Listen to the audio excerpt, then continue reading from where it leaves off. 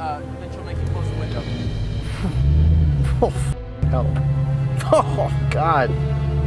Oh, that was... Woo-hoo.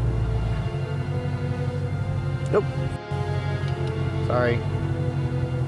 Okay, I went over it slightly. There we go.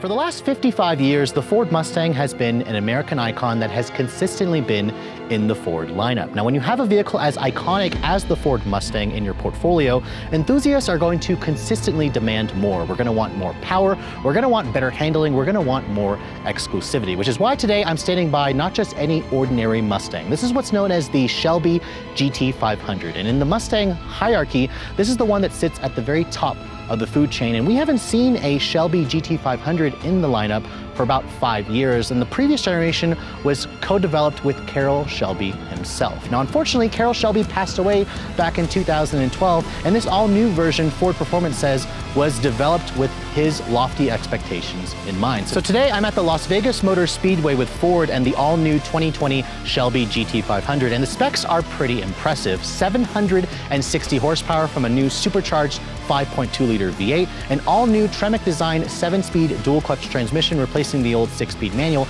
and because this new version is riding on the S550 platform, it finally has an all-independent suspension that Ford again has touched to make this vehicle the most track-capable Mustang ever. So Ford says it's not only the most quickest accelerating Mustang they've ever built, but it's also the best handling Mustang that you can buy today. So with so much history behind the Shelby name, the big question I want answered, does this all-new 2020 version live up to Carroll Shelby's lofty expectations? That's what we're here to find out.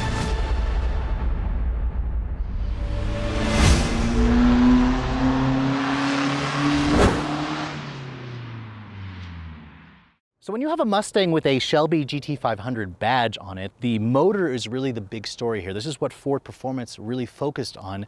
And starting underneath the hood of this vehicle, the one thing that reminds you that this is a classic car, a classic performance car, is the fact that I pulled the hood latch, but the hood itself doesn't actually open. It's got these two secondary locks here that you've got to push in on both, and that will actually pop the hood open. And once you do that, it's going to reveal one beauty of an engine. This is a completely new engine design versus the previous 2013 and 2014 model. It's a new 5.2-liter V8 engine. Now, this engine shares the block with the motor that's in the Shelby GT350, which is naturally aspirated, but as you can see, there's now a big 2.65-liter supercharger strapped to the top of this thing. And Ford says that they've also redesigned the internals. They've also made it a cross-plane crank. So the flat plane crank that you get for the 350 has been changed to just a more conventional cross-plane crank. And the numbers are very impressive. 760 horsepower. That's more than what you get in the Dodge Hellcat if you're keeping score, and a lot more than what you get in the Camaro ZL1. And torque is also at 625 pound-feet. Now, if you guys own the previous generation Shelby,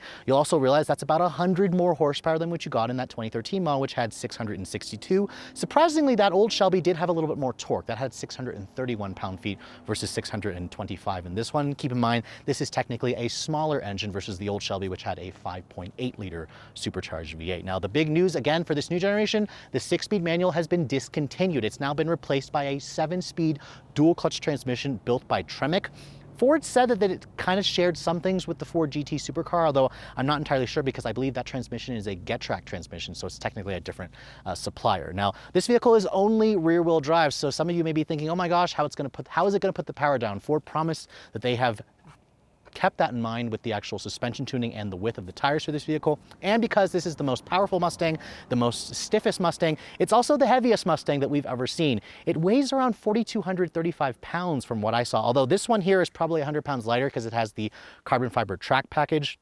And in case you guys are also wondering, fuel economy, if you have to ask, if you're going to buy one of these, you're going to be paying a $2,600 gas guzzler tax because the fuel economy is rated at 12 in the city and 18 on the highway. And when you combine that with like a 16-gallon gas tank, the trip computer was only showing me a 200-mile range on a full tank. So keep that in mind. You're going to have to pay to play. The performance numbers are impressive. Ford says you should get to 60 in 3.3 seconds, and you should do the quarter mile in around 10.7 seconds. Top speed, this thing is limited to go about 180 miles an hour. So once you're tired of drooling about underneath the hood for this vehicle, when you look at the actual design of the Shelby, you can clearly tell that Ford has given this thing its own unique look. And that's important because the Shelby obviously needs to stand out. It needs to show everybody out on the road that you've got the baddest Mustang that you can buy today. Now the front fascia, as you can see, on all the Shelby models, including the 350, Ford has actually preserved the pre-refreshed front end, which is actually a preference for me because I think this actually looks better versus the refresh model that I've shown you guys on the Bullet, on the regular GTs, and on the EcoBoost models.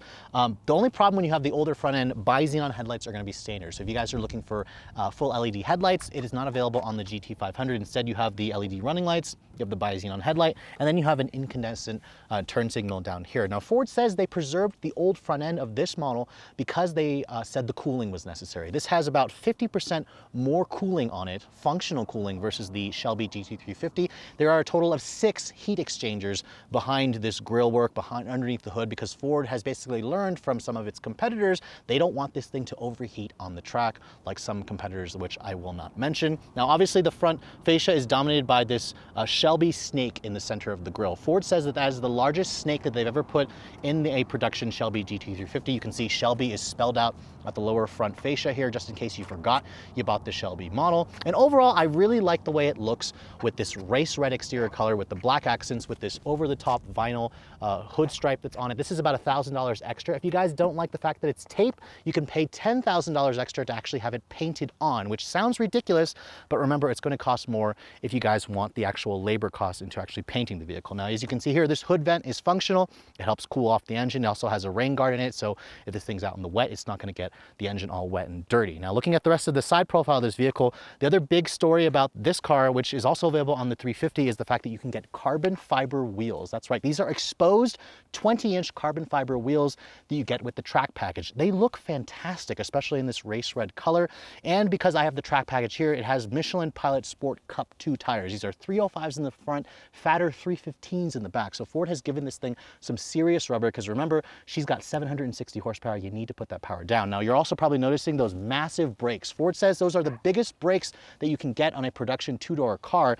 They're measuring 16.5 inches in diameter. For comparison, a Lamborghini Urus, which has the biggest production brakes ever, has 17-inch rotors. Now, I remember my first car was a 2012 Fit, and that had 16-inch wheels. Those brakes are even bigger than the wheels on that Fit, and the fact that you've got these 6-piston Brembos, you're gonna have some serious stopping power. Unfortunately, for some reason, Ford doesn't offer carbon ceramic brakes, which is a really interesting omission for me, but we'll have to wait when we get out on the track to see if that is something they should have added. Now, obviously with the Mustang, this generation came out back in 2015.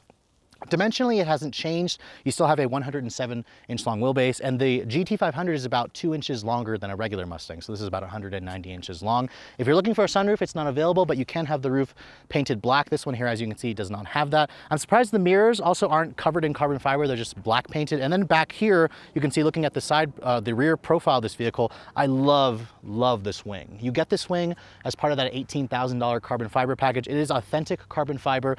Ford says when you're going triple-digit speeds, it adds 550 pounds of downforce to the rear end of this vehicle. Very important for track driving, obviously. It makes the Mustang look just fantastic when you look at this rear fascia. If you guys don't go for the track package, you have a little bit of a smaller wing.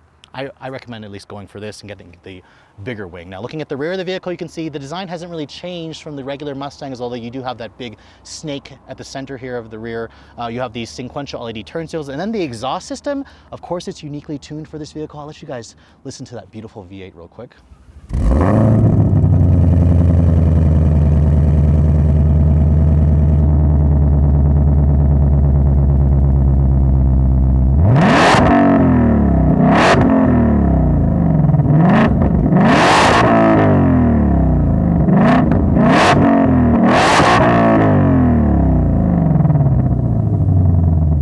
Obviously, there's a lot of really nice sounding V8s in this segment of vehicle, but I have to say, this new GT500 sounds pretty damn sexy, so I'm really looking forward to getting this out on the road. Now, in case you're also wondering the trunk capacity, this hasn't really changed from the regular Mustang. You get around 13 cubic feet of space back here.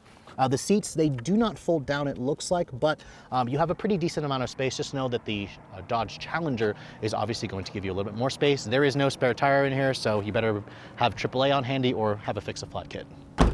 Now this is a special Mustang, so once we move past the exterior and the engine, let's take a look at the inside and see some of the changes that Ford has made for the GT500. The first thing I want to show you guys, here is the current Ford key fob.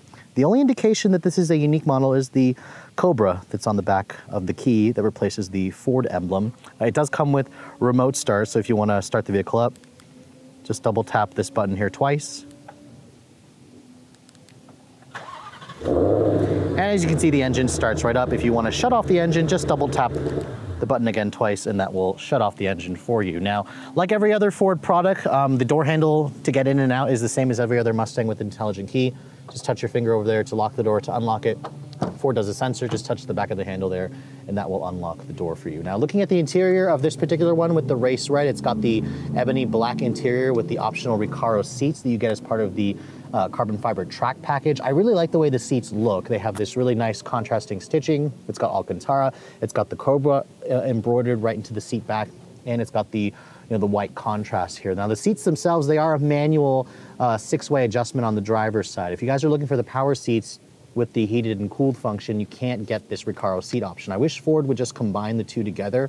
Just know that if you want the Recaro seat options that hug you, you're gonna lose that, and you also lose the memory seat function if you guys just have the normal seats. But other than that, the rest of this interior, aside from the exposed carbon fiber and the snake badge in the steering wheel and the slightly unique steering wheel with the suede Alcantara, it's practically identical to most of the other Mustang products, save for that shifter, which is unique to the GT500. Now, getting inside, you definitely notice that this is a race car and it sits very, very low. And then when you want to shut the door, it actually has a really solid sounding thunk. I like the way it sounds when you do shut the door. And then looking at the rest of this interior, you can see the exposed carbon fiber does make for a nicer looking cabin. But other than that, the rest of the cabin looks like, the standard Mustang stuff. When you want to start the vehicle up, like everything else, put your foot on the brake. The button to push, the start stop button is down here.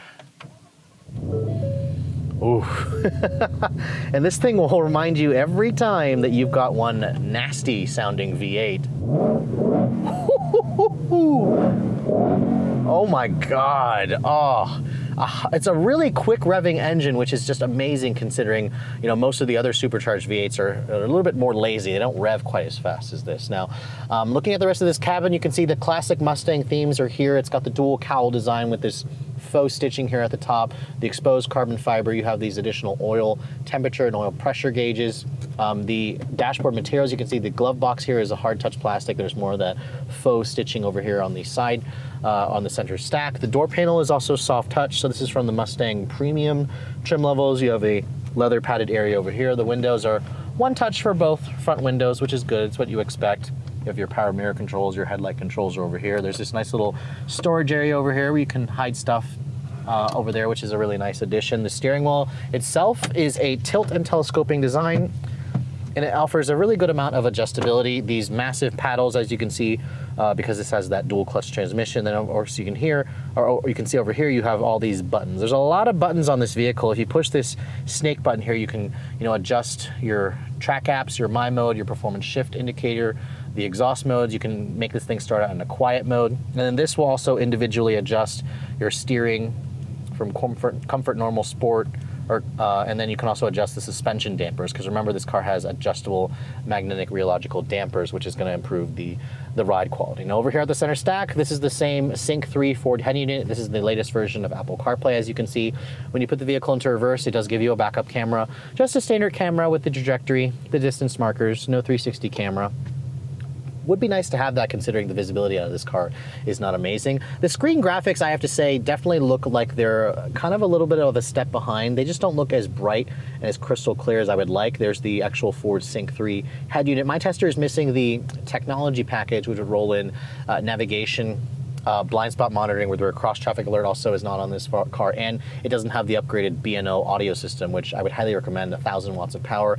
Although most of you will probably just be okay with listening to the noise that the engine makes, because it makes a phenomenal noise. You can see here the screen, it's relatively quick in its responses Ford has really been working hard to improve this, but they do have newer graphics that you can get on the updated Ford models. So remember, the Mustang, this platform came out back in 2015. You can see here, pretty traditional controls for your volume tuning, climate control. This is where your heated and cooled seat buttons would be. Hazard, you can turn on the loud exhaust mode from normal, sport, track, or quiet, which actually it gets really quiet when it's in quiet mode, which is nice. Over here you can see a USB port, a little bit of storage. I don't particularly love the way the center console area here looks on the Shelby because, you know, unlike the GT350, which offers a manual, they just kind of stuck this little rotary dial here, and it's relatively easy to use. You know, you just turn it to the right for drive, to the left for park, and then you push this M button here to go into a manual mode.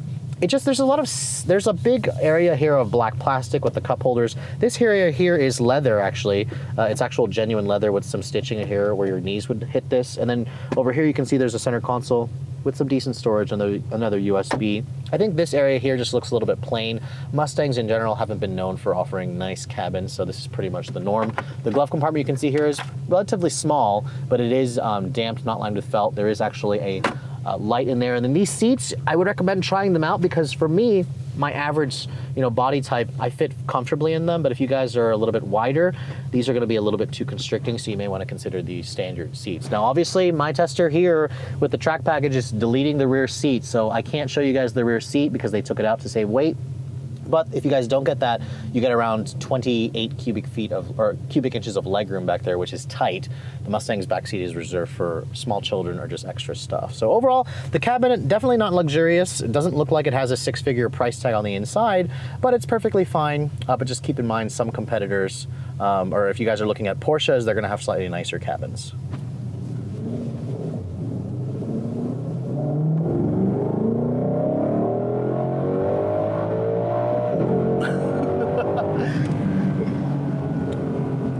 So it has definitely been a few years since I drove a Shelby GT500, and the last time I drove the 2013 model, gosh, it was like 5-6 years ago. And to be honest, I wasn't really the biggest fan of the old ones, simply because it was a very crude car. It was, you know, the older platform Mustang with its live axle. It only came with a manual, but it had that old 5.8 liter supercharged V8 that just was a little bit crude.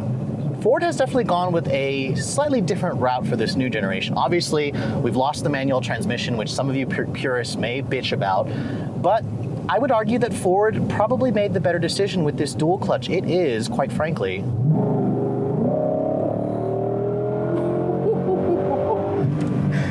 it is a really great partner for this engine. And the one thing about this car is it's supercharged, but I don't really hear the supercharger whine in this car. What you hear instead is just revs for days, and then it makes that amazing noise when it does shift. Ford says you'll get to 60 in 3.3 seconds with this car, and you'll be doing a 10.6 second quarter mile. And we're at the Las Vegas Motor Speedway, so I'll test that out later. Right now, I'm just gonna do the road driving part because I'm gonna try my best to not get a speeding ticket in this bright race red Mustang GT500. But I have to say, for a daily driver, this thing actually is really easy to drive because it now has that dual clutch. The engine is so rev happy. It revs all the way up to 7,500 RPM. And the best thing about this new one is if you switch the drive mode over to just normal or even in sport mode, it's a pussycat. It really rides relatively well because we've got those magno-rheological dampers, so it has a relatively good ride. The exhaust, there's a quiet mode, so if you don't want to piss off your neighbors or listen to the drone, it actually stays relatively quiet when you have it in its quiet mode. The steering in this car is very heavy. I mean, my particular one has the track package, so it has the Pilot Sport Cup 2s. You can feel almost everything that the road is giving you. It's transmitting back into the steering, even in this normal mode. The car itself just feels like a race car. I mean, that's the one thing about the Shelby models is they just have a very, you know, race-focused feel, and they've carried that over into the new GT500, whereas the old one just felt like a muscle car with this ballsy engine, but the rest of the car just was kind of behind. Ford has definitely addressed the entire car now, and it feels like almost the entire package. And unlike the Hellcat models, it actually does put the power down reasonably well. I enjoy, or I don't feel super scared, you know, pushing this thing, and you know, the back end will step out slightly, but it's not overly scary. So for the fact that it's a rear drive car with over 760 horsepower, Ford has done a pretty amazing job with the feel of this car out on the road. So this one with the $18,000 track package, I was expecting it to be a lot more harsh on the road, but surprisingly, it stays relatively comfortable even when you're having it in sport mode. There is a little bit of wind noise I'm noticing at the window frame here. It sounds like the window is open, but you only hear it above 80 miles an hour. This one obviously has no back seats, so race car, no back seats, but the visibility is basically what you expect from a muscle car. It is not the best. I mean, you have this gigantic hood that bulges up. You have this little skinny windshield, teeny tiny side mirrors. My Tesla is also missing the electronics package, the tech package, so it doesn't have blind spot monitoring or cross traffic alert. For $3,000, I would recommend just adding it because this is an expensive car. I wanted a little bit of driver assist, but if you're looking for like automatic emergency braking, adaptive cruise control, Ford does not offer it on this vehicle, which is definitely an interesting decision for their part because Dodge offers adaptive cruise on the Hellcat. I don't believe Chevy offers it on the Camaro ZL1, but there's a rumor that the Camaro will probably be discontinued after this generation is over. But overall, if you're going to use this as a daily driver, it is very much usable. You'll just have to get used to the visibility in this thing and the fact that you have 760 horsepower.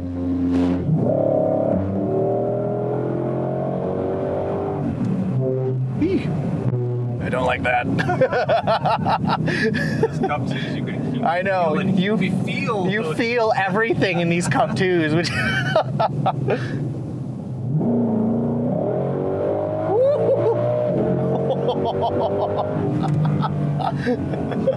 I mean, it doesn't scare the shit out of me like when I floor it. So I mean, I'm a little hesitant, but I'm waiting for the back to step out, but it doesn't really step out. So I'm happy. Bravo, Ford. I wonder how it would change with the P4. Yeah. Oh God, these tires are terrible. He's taking a video. I'm gonna run through these gears again. Oh. Yeah, I'm pretty impressed. This new one is a huge improvement over the old one. So yes, it sucks the manual is gone, but long live the dual clutch. This is a pretty good transmission. Now I will say the dual clutch is not quite as good as the Porsche PDK, but it shifts really fast like you expect. It is relatively smooth in its normal and sport settings. I just noticed when you first take off in this vehicle, there's a slight delay. There's a slight hesitation as the clutches are engaging.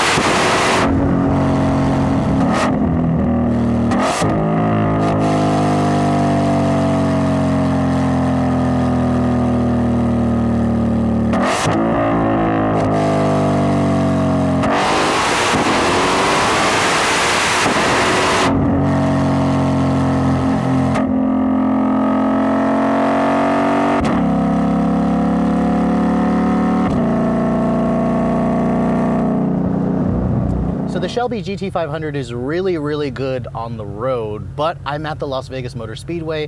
I'm gonna first start off with a drag strip because Ford says that you should get to 60 in 3.3 seconds. You should be able to do under 11 seconds in the quarter mile. Now, I'm not entirely sure I'll be able to actually get that time here. We are running on a prepped surface. This is actually my first time ever on a real drag strip. So I'm a little nervous, but I'm also excited because this thing puts the power down really well for a rear drive car with this much horsepower. So let's get out on the drag strip and let's see what we can run. Go for it.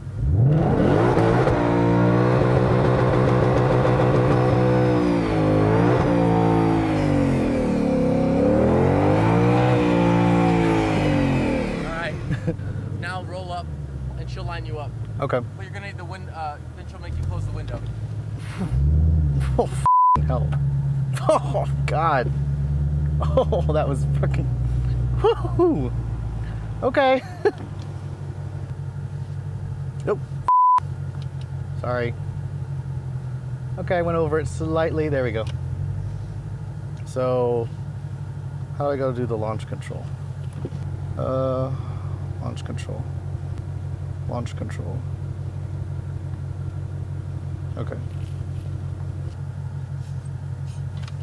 Go ahead and go. All right, time to send this thing down the drag strip. Whew.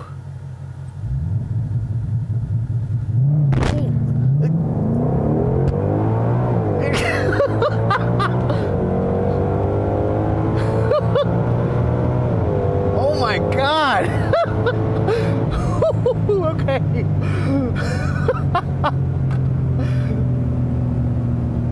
Again, I'm on a prep surface, but this thing puts the power down really impressively. I'm gonna get 3 runs, so that was my first run. We're gonna try that again. Oh. So even though Carroll Shelby wasn't around during the development of this all-new model, after spending the day with the 2020 Shelby GT500, you can clearly see that the Ford performance team have really outdone themselves. They've delivered a car that will truly make him proud, from its amazing engine with that 7,500 RPM Redline, the glorious note of its exhaust noise, to that quick shifting dual clutch transmission that will honestly just make you kind of forget about the manual, because the manual on the old one wasn't really all that good. But really it's the entire package of this car, because unlike the previous generation, which I found to be a little bit crude, it was rough around the edges, Ford really has made this new one a lot more refined, yet they haven't taken away the visceral feel that we know and love with the Shelbys. To me, this is the most amazing product because of the way it puts the power down. For a rear-wheel drive car with 760 horsepower, it will launch time and time again without scaring you, with the ability to give you that kind of all-wheel drive grip that you kind of expect from a lot of these modern electric cars, but with that charismatic noise that you know and love with a Mustang. Now, of course, the Mustang GT500 is not perfect. I think the fuel tank is too small. It really only gives you about 200 miles of range, and the interior needs to be a little bit nicer considering the price point of this vehicle. Now, speaking of the price, this new Shelby GT500 will be going on sale starting next month at a starting price of just under $75,000 for the base model. Now, of course, my tester here has the very expensive $18,500 carbon fiber track package that rolls in a lot of stuff. It also has $1,000 for the white stripe, racing stripe over the hood and over the roof, another $500 for the stripe along the rocker panel, all in this one with the $2,600 gas guzzler tax and destination stickers for $94,265. Now, this makes it the most expensive Mustang that Ford has ever produced, but I would argue that with the amount of handling it gives you, the amount of performance, the amount of grip, the amount of overall, cohesiveness that you get with the entire package now, it's easily worth that money. And really, a lot of you who are probably considering this will most likely be cross-shopping it not with a Challenger Hellcat, but probably with something like a Porsche, because it handles and drives and accelerates with the same kind of character you expect with a Porsche, but with that lovely supercharged V8 noise. So with all that said, I hope you guys have enjoyed my full overview on the 2020 Ford Mustang Shelby GT500. If you're also looking to see the latest cars I'm testing, be sure to follow me on Instagram at redline_reviews. Like us on Facebook, and as always, guys, please keep subscribing to the Redline Reviews YouTube channel for all the latest reviews. Thank you so much for watching. I'll catch you all in the next video.